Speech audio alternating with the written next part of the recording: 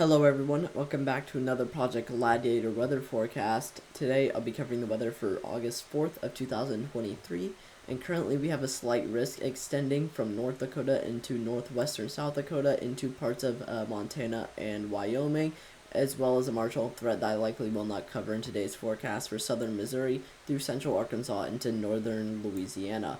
As for our threats for today, we don't really have all that much of a tornado threat.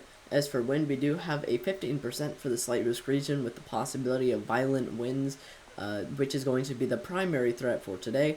And as for hail, we do have a 15% for that slight risk region, as well as a 5% for that marginal threat region. We also do have a 5% wind threat for that marginal threat region as well. Taking a look at our 7-day graphical tropical weather outlook, the only thing that's really going to pose a threat to the United States is going to be this large area here with a 90% chance in the next 7 days of tropical development and a 70% chance in the next 48 hours.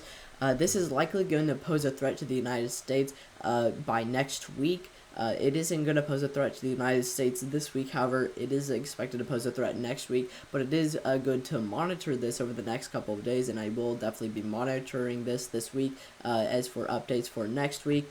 And overall, if you do live in any of the areas that are going to be affected, which is likely going to be anywhere along the Atlantic coast, most likely going to be anywhere from Virginia into North Carolina and South Carolina, and maybe parts of the coast of Georgia into parts of possibly the New England region, as well as it does look like it is going to take a path where it goes northward, impacts just off coast of North Carolina into parts of Virginia and South Carolina, and then move along the coast northward and possibly impact parts of the New England region before going off into the Atlantic Ocean.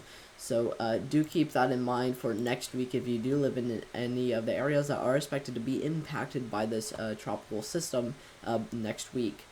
Taking a look at our radar omega model, starting off with our 500 millibars like we usually do, focusing on the slight risk region, you can see that we are expected to have the trough that is propagating northeastward. That did trigger severe thunderstorms across Utah and Nevada into parts of Idaho yesterday. It is expected to continue moving northeastward and trigger severe thunderstorms today and tomorrow. And you can see that low pressure system does look like it does have some strong veering of the winds there in the mid-levels, so we could see the possibility of some directional shear and maybe an additional 2% tornado threat by 4 p.m. EST with that SPC update. However, as it seems right now, there isn't a issued tornado potential by the SPC. So overall, I think our instability might be a little bit weak across this region and not be able to support all that much of a strong potential for tornadoes. Taking a look at our dew points, focusing on the slight risk region, you can see that we are expected to have some better dew points compared to yesterday. As yesterday, we did have severe thunderstorms that were expected to be in the desertous area, but now that we are in the Central Plains, we are expected to see some higher dew points, with dew points that are going to be getting anywhere from the mid to upper 50s into the mid and upper 60s, which will definitely support the possibility of much more moderate instability, possibly going to be ranging anywhere from 1,000s to 2,000s, possibly getting as high as 2,500. However, overall, this dew points are going to be fairly moderate and really only support the possibility of moderate instability. Taking a look at our temperatures, you can see for the slight risk region, we are expected to have temperatures that are going to range anywhere from 85 to 83, getting close to 100 across a vast region. We are expected to see temperatures that are going to get into 100 across Minnesota and South Dakota. So if you do live in any of these areas where you are seeing these maroon colors, specifically right here, and right here, this does indicate temperatures that are going to be of 100 and above. So do keep that in mind if you live in any of these areas affected, as you do want to watch out for heat-related illnesses such as heat stroke. And if you do have any plans outside, please stay hydrated, as these temperatures could potentially become deadly. And then if you take a look at Texas, you can see that we are expected to see some more maroon colors.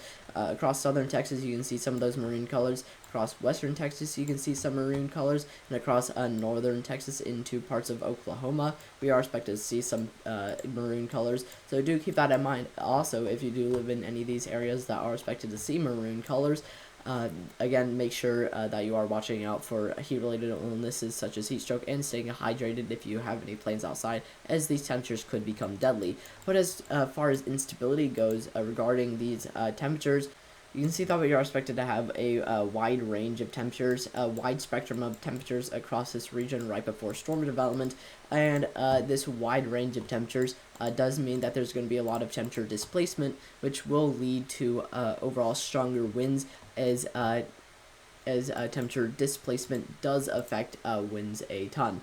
Taking a look at our instability, focusing on the slight risk region, you can see that we are expected to have Cape values that are going to be ranging anywhere from the thousands into the triple digits. If you see any of these greens, any of these light greens, that's going to be in the low 1000s into the upper triple digits, and if you see anything in the yellows, that is going to be anywhere from the mid 1000s into the upper 1000s and possibly the low 2000s.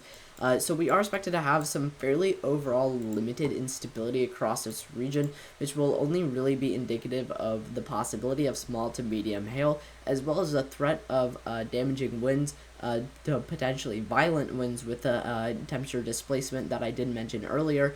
But overall, as far as tornadoes go, we aren't really expected to see all that much of a potential for tornadoes across this region, with limited instability and overall questionable directional shear. We aren't really expected to see all that much of a tornado potential. However, we could see the possibility of maybe an additional 2% tornado threat, as this instability would support a 2% tornado threat at most. Taking a look at our energy helicity index readings, I'm only really going to take a look at this because I do have some questions about that tornado potential. I'm sure you might have some as well, as I keep talking about tornado potential.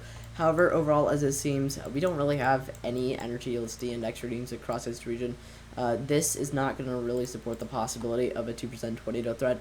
Possibly some weak spin up in the atmosphere, but definitely not a 2% tornado threat.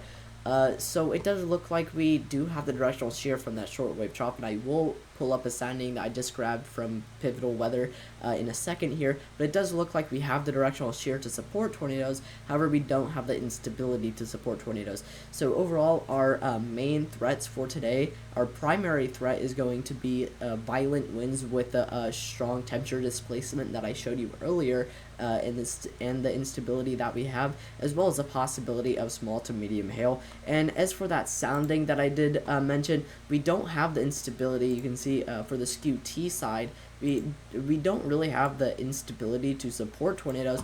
However, it does look like we do have a little bit of curvature in that photograph to support some spin up in the atmosphere. However, we don't have, again, the instability to support tornadoes. If you look down here, our most unstable cape is going to be 463, as well as some of the mixed layers do show 300s and forecast 900. So overall, we don't really have all that much of a tornado potential because we don't have the instability to support tornadoes. So again, as I did mention, our main threats for today are going to be the threat of violent winds. So do stay weather alert if you do live in any of the areas that are going to see violent winds, as it could definitely do some damage to any neighborhoods, like downing power lines or downing trees, as well as a threat for small to medium hail. So do keep that in mind if you live in any of these affected areas. Now that I've told you the weather, please go down to the description and check out the socials for Project Gladiator, and join the Discord for any updates on Project Gladiator. If you live in any of the areas that I covered for today, please stay weather alert for the time being, and hopefully I will be able to see you guys tomorrow with another forecast.